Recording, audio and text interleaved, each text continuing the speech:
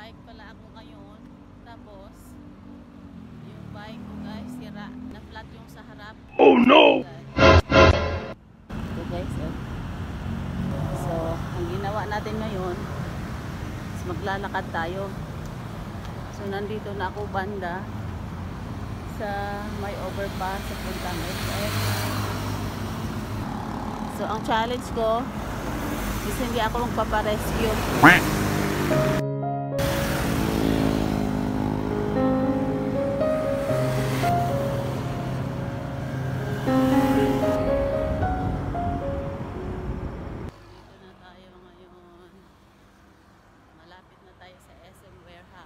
Yahoo! Bala ko sana siyang anuhan, pahanginan kanina. Kaya lang, hindi na lang kasi butas daw panigurado. Kaya sasayang lang yung hintay ko doon.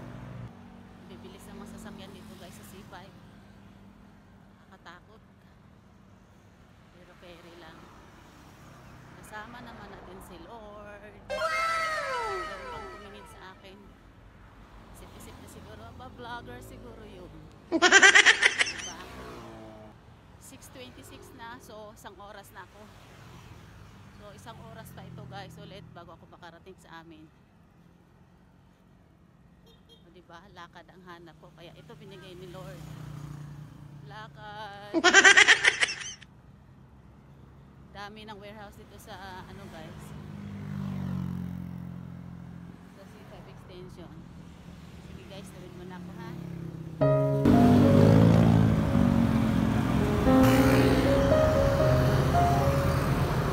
Guys, bababa na tayo. Nasa SM warehouse na tayo guys. Dito ako dumaan sa ano, sa pedestrian lane. Maliit na naman eh.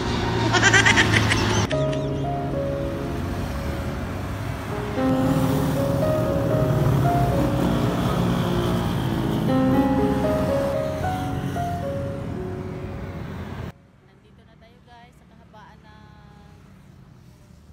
Kaingin at saka C5 extension malapit sa Mukti. So papasok na tayo sa Mukti guys. So dyan, kakanan tayo dyan. 75 years later.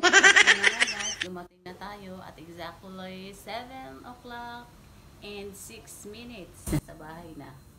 So umalis ako dito guys ng 5, maybe 5:25. Natagalan kasi ako guys dahil naglakad ako mula SM Sukat hanggang dito sa bahay. So yun lang guys. See you again.